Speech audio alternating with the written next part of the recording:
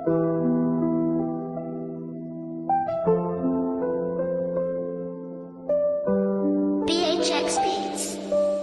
อยยังยืนอยู่บนเก่าบนที่เฮาเคยยืนข้างกันลมพัดผ่านมาพัดพาความหวานของเจ้านั้นจากค่อยไปทุกอย่างยังคงคือเก่าแต่มีเพียงเฮาที่ขาดหายและเหลือไว้แต่ความคิดฮอดไว้ภายในใจของค่อยผู้เดียวค่อยได้ถามฟ้าทุกคืนว่าเจ้านั้นไปอยู่ไสเป็นอย่างคนที่ค่อยหักจึงต้องจากไปบ่เข้าใจคิดฮอดเจ้าจนน้ำตาบ่หยุดไหลทุกลมหายใจยังมีแต่เจ้าแม้นว่าเวลาจะพาเจ้าจากค่อยไปไกลโทษได้แต่ภายในหัวใจของค่อยยังมีแต่เจ้าคนเดียวหุบเก่าๆที่ค่อยเคยถ่ายเอาไว้เบิ่งเธอใดยังเห็นในหัวใจค่อยมันปวดร้าวคำสัญญาที่ค่อยได้เก็บเอาไว้บ่กล้าเว้าออกไปเพราะว่าฐานะของเฮามันบ่ได้ชัดเจนเสียงของเจ้ายังดังอยู่ภายในใจแต่มื้อนี้เจ้ากลับจากไป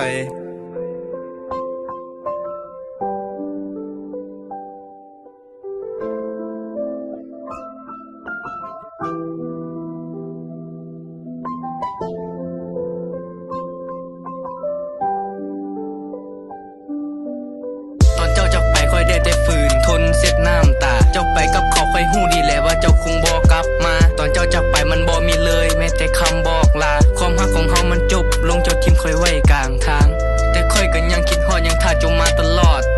และค่อยก็ยังคิดฮอดถึงเฮาจะบ่ได้กอดความรักของเฮามาถึงทางตันค่อยคงต้องยอมปล่อยให้เจ้านั้นไปกับเขาจากนี้ค่อยคงต้องพอค่อยคงบ่มีปัญญาที่จะเป็นล่างเจ้าไว้ค่อยฮู้ได้ว่าความรักของเฮาเป็นไปบ่ได้มีสิทธิ์อยู่บ่ถ้าอยากจะกอดเจ้าครั้งสุดท้ายก่อนที่เขาว่าฮักของเฮาจากนี้จะบ่ได้ใส่ค่อยขอเพียงกอดสุดท้ายก่อนฮักของเฮาจะสลายค่อยขอเพียงจุบสุดท้ายก่อนที่ตัวเจ้านั้นจะไปและค่อยอยากบอกเจ้าเอาไว้ว่าค่อยยังฮักเจ้าที่สุดและจะบ่เปลี่ยนใจถึงฮู้ตอนนี้ค่อยควรต้องหยุด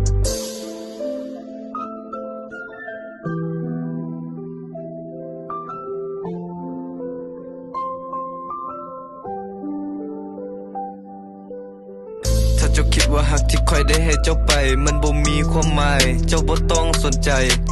ปล่อยค่อยไว้นี่แหละเจ้าบ่ต้องแคร์เชิญให้เจ้านั้นไปกับเขาได้เลยตามสบายหักของเฮามันแตกสลายตั้งแต่มื้อที่เจ้าจากไปค่อยยังคงทำใจบ่ได้แต่ปล่อยน้ำตาให้ไหลใจว่าเจ้าสิบ่ทิ่มไปใจว่าเจ้าสิอยู่ข้างกายแต่ตอนนี้เจ้าอยู่กับไผเจ้าปล่อยให้ค่อยนั่งน้ำตาไหล